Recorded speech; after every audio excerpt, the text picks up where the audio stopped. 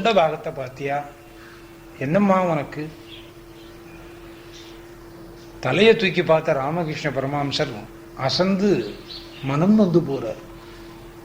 காரணம் என்னன்னா, இவர் எந்த வழியிலே எந்த பாகத்துல துடிச்சுட்டு இருந்தாரோ அதே பாகத்திலே காளியோட கழுத்துல அந்த புற்றுநோய் தெரியுது. ராமகிருஷ்ண பரமஹம்சர் கேட்ட முதல் கோரிக்கை எது? தெய்வத்திடத்துல கேட்ட கடைசி கோரிக்கை இது. அவரோட மனசு அப்ப நினைச்சதான், நமக்கு கூட ஒரு வேண்டுதல்ங்கிற ஒரு அழுக்கு இருந்ததே, அந்த அழுக்கு நோய் ரூபத்துல அதுல மனம் நின்னது. நோய் ரூபத்தில் இருந்த அழுக்க நம்ம மனசை விட்டு பிரிக்க முடியலையேன்னு வேதனைப்பட்டாராம். அப்ப காளி சொன்னாலாம், உன்னை நான் சீக்கிரத்துல என்னிடத்துல சேர்த்துப்பேன், உனக்கு இனி அழுக்கு இருக்காது, இதுவே உன் கடைசி வேண்டுதல், முதலான வேண்டுதலா இருக்கும்னு சொன்னாங்களாம். ராமகிருஷ்ண பரமஹம்சர் மகா யோகியான அவருக்கு கூட இப்படி ஒரு அழுக்கு இருந்ததை தன்னால உணர முடிஞ்சதுக்கு இந்த புத்துநோய் வந்தது ஒரு காரணம்.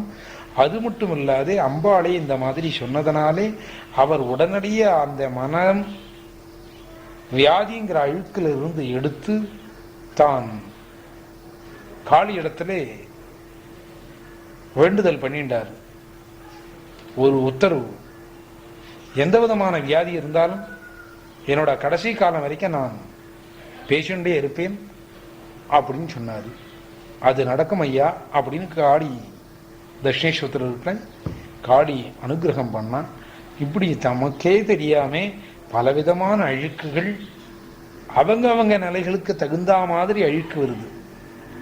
மனிதனுக்கு தகுந்த மாதிரி அழுக்கு, தெய்வங்களோட தொடர்புள்ளவங்களுக்கு தகுந்த மாதிரி அழுக்கு,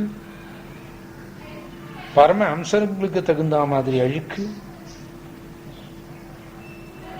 வால்மீகிக்கு தகுந்த மாதிரி அழுக்கு, வேதவதிக்கு தகுந்த மாதிரி அழுக்கெல்லாம் இருக்கிறது. இவாளுக்கே அழுக்கு இருக்கிற போது நம்ம மனசுல சராசரி மனுஷனுக்கு அழுக்குகள் வரும். அதை விளக்கிறதுக்கு மனம் ஒரு மூல காரணம். மனதுக்கு மூல காரணம் ஆசை வர்றது. ஆசையே பின்னாலே உரிமையா மாறுறது, உரிமையே பின்னாலே அழுக்கா மாறுறது. இந்த ஆசைங்கிறது இல்லாம இருக்கப்படாது. ஆசை ரெண்டு வழி, ஒன்னு உரிமையில் ஆசை, இன்னொன்னு பக்தியில் ஆசை. உரிமை ஆசை விட்டுட்டு அந்த ஆசையை பக்தியில விட்டோம்னாக்கா, பக்திங்கிற ஆசை வளர்ந்தா மற்ற பொருள் இருக்கிற ஆசை மறந்து, உரிமை மறந்து ஏற்படக்கூடிய அழுக்கு சராசரி மனுஷனுக்கு போகும். அதுக்கு மூல காரணமா இருக்கிறது பக்தி.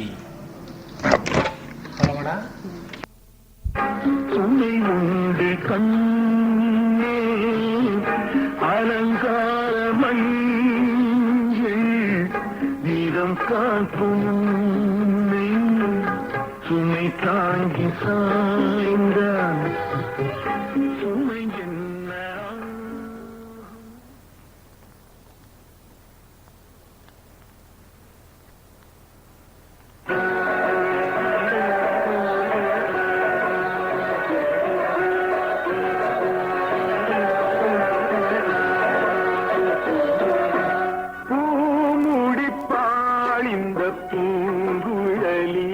புது சீர் பெருமாள் வண்ணத்தேனருவி